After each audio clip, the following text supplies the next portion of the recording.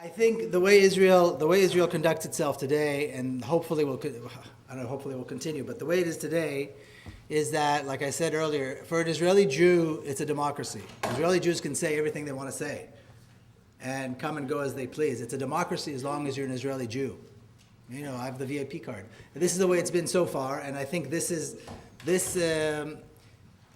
it behooves the state of Israel to continue this, because then they can present themselves as a democracy, and they can say, see, we have people who say these things, and we allow them to do so.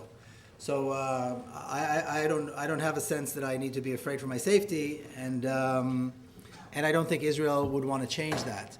My sister is also very active. She just wrote a book about the Israeli school books, describing and demonstrating that the Israeli education system is a racist education system. She's an educator. And she's a tenured professor at the Hebrew University. Nobody's doing anything. So this is the reality. The reality is that there is a clear difference between what it's like to be an Israeli Jew when you're in Israel and what it's like when you're something else, what they like to call non-Jew, because they distinguish Jews from non-Jews, similar to what other racist regimes used to do to Jews, by the way. I feel fine, but thank you for your concern. In regards to the settlers do present an impediment. There's no question. Not only do they present an impediment, they are the impediment. I mean, they were sent. It's not only that Bibi Netanyahu's government is a settler government. Every single government has been a settler government, because they always send the settlers forward to create facts on the ground, and then, of course, the Israeli military shows up, and there's a city or there's a town. What's interesting about that is you'll have, this happening now in the West Bank particularly, you'll have a Palestinian town with no running water, no electricity. Why? Because it's too far, away from the center of the country, so there's no electricity and there's no running water and there's no roads, because it's way out there. One day settlers show up with a caravan, and within 24 hours they have a road, running water, and electricity. And it's just 100 meters away from the same Palestinian town who hasn't had water. And so this is the reality. I don't think that the settlers are going to have to be convinced. I think the settlers, and to be honest, all Israelis are settlers. All of Israel is occupied Palestine, and every single Israeli city is a settlement, an illegal settlement. So in that regard, they're all the same, and I don't think they're going to be convinced. I don't think the whites in South Africa were convinced that apartheid is bad before apartheid fell. Apartheid fell because it was wrong, and they had to deal with it. And I think Israelis are going to have to deal with it one day when it's over, and they're going to have to realize that there's a new reality. They do have a propensity for violence. Some of them are very dangerous, and I think some of them will end up in caves like the Taliban. And there will be, some police force or army force chasing them in caves in the Judean desert. But I think that's a minority. I don't think that's the main cause, and I wouldn't. And as much as an obstacle as they would like to present, and they are very violent. I think it's one of the hurdles, one of the issues, one of the many issues that the Israelis and Palestinians are going to have to face together,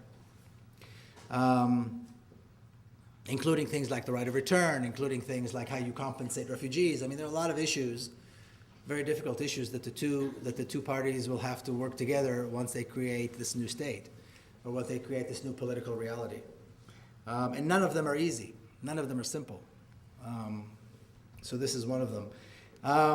And then in regards to AIPAC it's interesting. The power of AIPAC is very strong in the United States, and I understand that the power of the Israeli lobby here in Canada is very strong as well.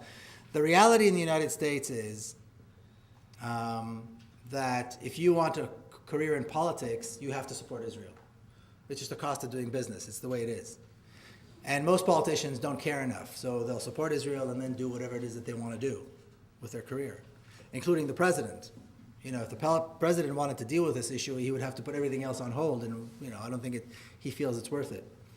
Now, the AIPAC that we know today is really the descendant, if you will, of the early Zionists that were here in the United States before the State of Israel was even created, selling this notion that these Jews have a right to go conquer Palestine and colonize it. And so they've had a lot of experience. They're very good at what they do. Very, very good at what they do. In fact, they're very strong all over the Western world. The U.S., Canada, Britain, France, Germany, certainly. They're very, very strong. And that's the reality. Supporting Israel is the cost of doing business if you're a politician. However, I don't expect change will come because of an American president. I don't think change will come as a result of an Israeli prime minister either. Change is going to come as a result of a shift in public opinion that's already taken place, as a result of pressure and resistance that I described earlier, and it's all going to be grassroots.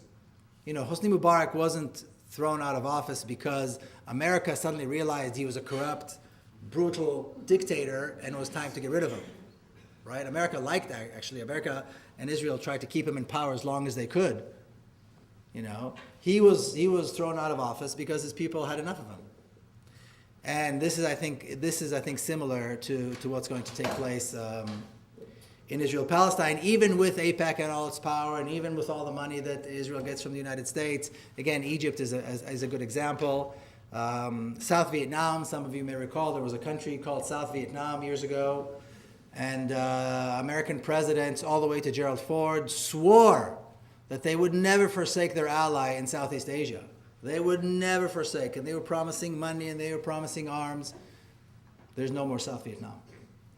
And so I think there are examples of countries and situations where they had all the support and all the arms, and it seemed like they were invincible, and they're part of history today. We can take three more. Yeah, can we just take them all? I think on the issue of the Zionist Jews and the Zionist non-Jews, I think if we look at it historically, if you read novels by Bashevis Zinger and Shai Agnon and these early Hebrew and Jewish writers, they portray a reality where most good Jewish families looked at the Zionists and at the socialists as riffraff. And their biggest concern was that their kids might end up in one of those two camps, because good Jewish people need to either study the Torah or go into trade, or go into the shop.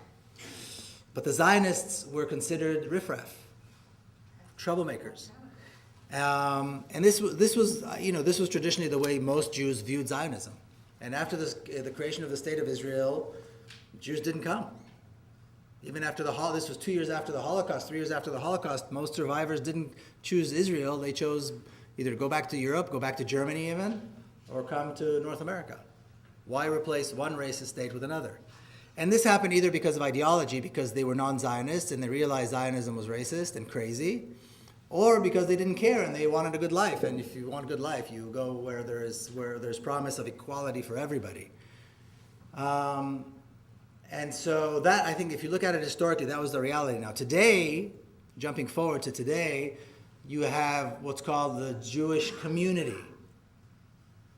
And the Jewish community are the Jewish Zionist communities. These are these big synagogues, big temples, and many Jews don't find a place in those communities because they are completely bought into Zionism. And the Israeli flag is everywhere, and the AIPAC fundraisers are there all the time, the Jewish Federation, and many Jews don't find themselves in this reality, either because they don't care enough, or because they're secular, or because they can't stand it. Now, the impression today is that the Zionists, these Jewish communities, are the Jewish community. And they won't discuss if you're not a Zionist. They look at you like you're crazy, or you're a traitor, or whatever the case may be. And that's just the way it is. And whether you're Jewish or non-Jewish, it doesn't matter. If you don't support Israel, they won't talk to you. But what I'm arguing is that they do not represent the real Jewish community. They are certain communities that did buy into Zionism, and they do have the bigger temples, the bigger synagogues, the bigger PR systems that work for them, and so on and so forth. But they don't represent all Jews. I think more. I would, and I see this only. I began to realize this as I would come to lectures like this that I've been doing for the last 2 years. Since word of my book has come out, I've been doing this even before the book came out. And I see many Jewish people come to the lectures, and many Jewish people support and say what I've been saying even before I was saying it. And again, either because ideologically they didn't agree with it, or because they didn't care, whatever the case may be, but they realize that Israel is a monstrosity that does not represent them. And I'll say this again, Israel does not represent Jewish people. There's nothing Jewish about Zionism. Zionism is as far from being Jewish as you could possibly get. you turn in terms of values and so on and so forth. And so when I say that there's a large Jewish community out there that is not Zionist, I'm talking about these people who are not part of these noisy, big synagogues that look like I don't know what, and are out there, fighting the fight for Zionist Israel and support Israel right or wrong. So that's what I'm talking about, just to make it clear. And I know for a fact that there have been Jewish communities who are anti-Zionist, who maintained their identity, who spoke Yiddish and so on and so forth, long before I even realized this was possible. And these are the people that I'm talking about. And I know it's a tough place to be, especially if you have friends that are in those Zionist communities, and then there's a problem. Okay, what you present is a very good point. My older son, just is a freshman at UCLA, and as soon as I don't know what kind of censors they have out there, but somebody somehow realized right away that he was Jewish, and boom, he was invited to like I think it's called JuicyLA. JuicyLA is like that's what I said. And JuicyLA, to like their Facebook page and come to their Shabbos parties. He's never done a Shabbos party in his life. And by the way, sign this petition that was going around the UC system that wanted to ban the pro-Palestinian groups on campus, at UC campuses. By the way, and he got into this conversation with this girl on Facebook saying, what's your problem? What are you talking about? You guys are offended because there are pro-Palestinian events on campus? Go live in Gaza for a month and let's see how inconvenient that is. How convenient that is. People want to protest, they can protest. People want to be pro-Palestinian, they can be pro-Palestinian. And she brought up this whole thing of saying pretty much what you said, as growing up as Jewish here in America, I felt that Israel was part of my identity, and identifying with Israel is part of what it means to be Jewish, and so on and so forth. Which is very true. Zionism kind of became a secular religion for Jews in America. It's this connection to Israel as your identity. Why? You weren't born there. Your parents weren't born there. Your grandparents weren't born there. Nobody you can trace, even as far back as you can trace your family, you won't find anybody who ever lived there. Why are you somehow connected to this country?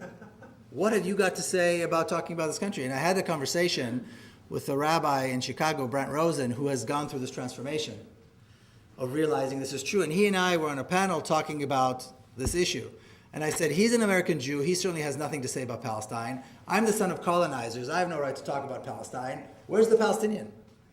Why is there no Palestinian here to talk about this issue? The only people who have a right to Palestine, the only people who have a claim to Palestine are Palestinians. Now today you have a population of the children of the descendants of immigrants like myself.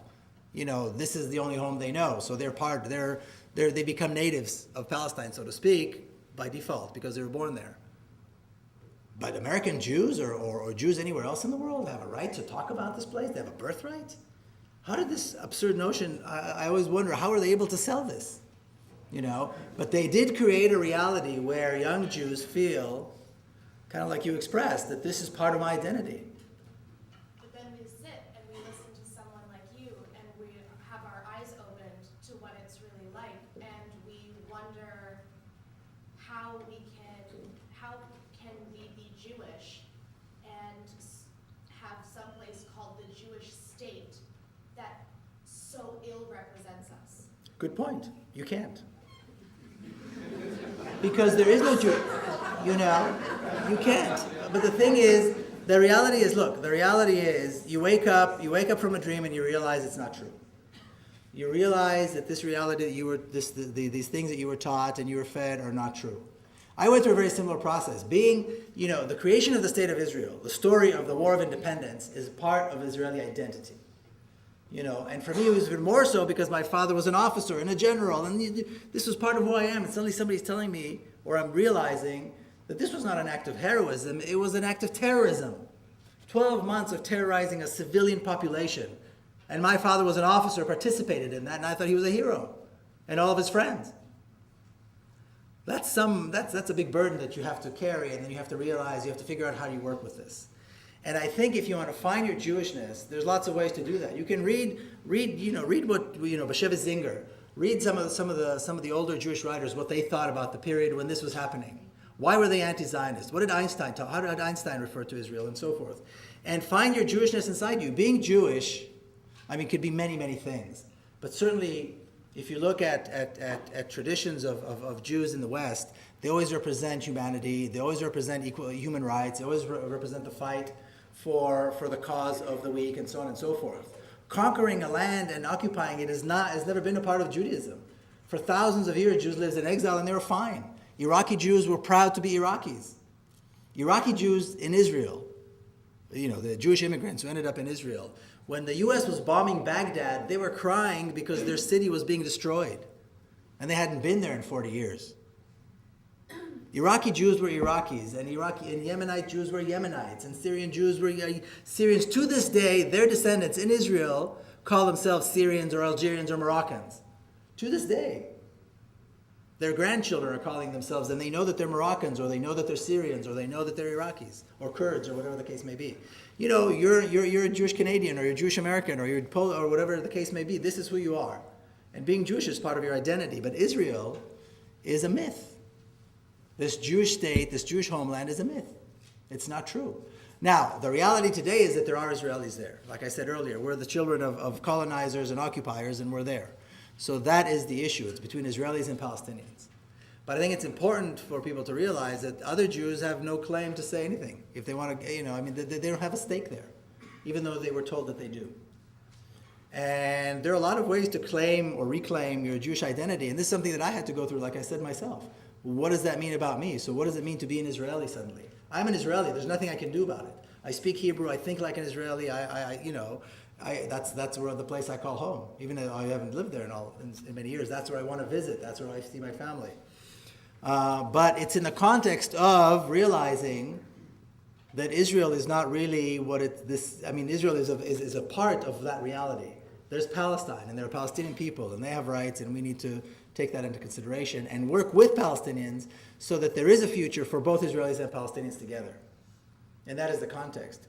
In Students for Justice in Palestine groups on campuses, at least half the kids that I see are Jewish kids.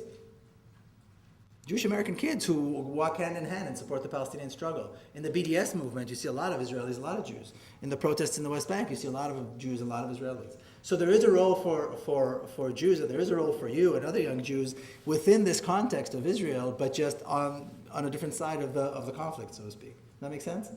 And I would say that if you want to reclaim your Jewishness, and you do have a sense, and you do have strong feeling for that country and for that place, this is the way to go. Feeling is wanting to separate the Jewishness, the Jew part of Jewish state of Israel. It's the state of Israel. I have nothing to do with it. True. That's right. That's right. And this is a good way to do it. If you care to be engaged, and you're here tonight, obviously it's important enough for you to come and listen. And so thanks for that comment. I think it's an extremely important point. Okay, how will the right of return and the settlements be dealt with? Like I said earlier, it's the same thing as the issue of the settlers. Once getting to a point where there's equality, getting to a point where Israelis and Palestinians vote together in a one state is the first step. Now they're going to have to decide on countless very, very difficult issues. The right of return. How can anybody claim that the Palestinians do not have the right to return? I mean, how can anybody possibly claim that people are still alive? And there were people last night in Vancouver that I spoke to who were the generation that were kicked out, don't have a right to return to their homes. Now, in many cases, the homes are still standing. There are entire cities that have become resorts, so they're all hotels and restaurants, but the homes are still there. In Jerusalem, many of the homes are empty. They're just standing there. In many cases, Israeli families live there, and they've been living there for 60 years. How do you implement the right to return? How do you recognize who has the right to return? How do you compensate them? These are issues that are going to have to be dealt with by Israelis and Palestinians, and they're going to have to sit together. I think a lot of lawyers are going to have to be involved in recognizing and understanding how you do this. Maybe you give them tax breaks and free education for 3 generations. I don't know. But the problems are huge. And then you have the issue of settlements. You have these big cities that were built for Israelis only on Palestinian land. So how do you deal with that as well? You're going to have, and I've met with a lot of groups of young lawyers. Some are Palestinian, some are Jewish, some are mixed, who are actually talking about this. They're getting together and they're trying to figure out how do you. And I think their role is going to be crucial. It's going to be, in the end, it's all about the law. It's going to be about putting together a constitution, to be defined as a citizen and what are their rights. Compensate for 65 years, of this reality, of this brutal. I'll give you one example. Foreign laborers that they import, Eastern Europe and Asia, and manual labor, and they send their money home. Palestinians who could do that work. Israel has a shortage of doctors. You know how many who would be happy to go to work, or the West Bank, or in the place that Palestinians live. So, of having a large, if they choose to, I think, and those that don't choose to, well, they'll have to figure this out. But I think the step where there is equality, where we recognize it's no longer this Jewish state, is then they're going to have to work together to figure all the time. There's no question about that. Okay, you want to do another round? Yeah. Okay. Well, I mean, India has got who knows how many languages and how many different ethnic groups, yet from the north to the south, to the east to the west, every single person will tell you they're Indian. And whether all their wonderful ancient kings, Ashoka and Akbar, one was a Buddhist, one was a Muslim, one was something else, they identify them as part of their history. Even though they speak a different language, they practice a different religion, and they look differently. And I think that's one good sample. How do you create that sense of identity? On the one hand, that you as who you are within your own national identity, and then create a larger identity with the state. So I think that's one of those things that will have to be resolved within that framework. It's going to be the homeland of Israelis, and it's going to be the homeland of Palestinians. There's no question.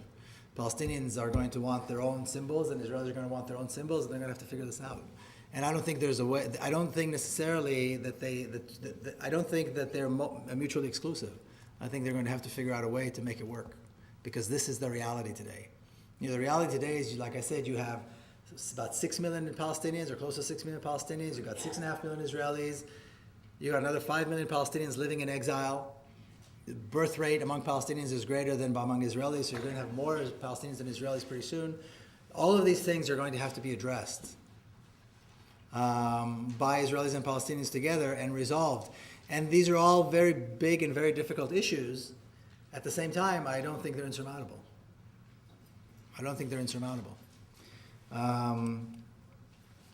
Let's see.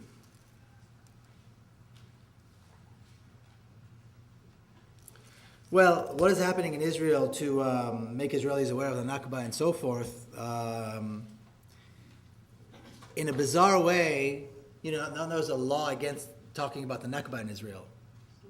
In other words, government institutions, schools, and so forth, who talk about the Nakba, the government will not fund them, will rescind their funding. So there's a law that's called the Nakba law, and in a very bizarre way, that is what's making Israelis aware of the Nakba. Because if you're not supposed to talk about it, that means it must be an interesting issue. So in a very bizarre way, they're doing it in a reverse. But the truth is that if you talk to Israelis, they will go back to 1947 and see, it's all because the Palestinians did not accept the resolution of partition. And these young Israelis out of high school will say this. This is the argument. So, in all seriousness, not much is being done at all. Quite the opposite. Israeli discourse has become more racist. I don't know if you took a look at the results of the last Israeli elections. What used to be extreme, insane right is now center. It's center. Sometimes it's even center left. Because the entire political discourse, the entire political reality has been divorced from the Palestinian issue. So if you make racist remarks against Palestinians, if you support the bombing of Gaza, that's mainstream. That's fine. If you support the fact that there are thousands of political prisoners in Israeli jails, that's fine. That's what it means to be a good Israeli. If you're against these things, you're anti-Zionist, you're in the fringe. So Israel is going very rapidly in the other direction. And the education secretary, the minister of education in Israel is as far right-wing, loony as you could possibly, well, I know who's going to be the next one, but the one of the outgoing government.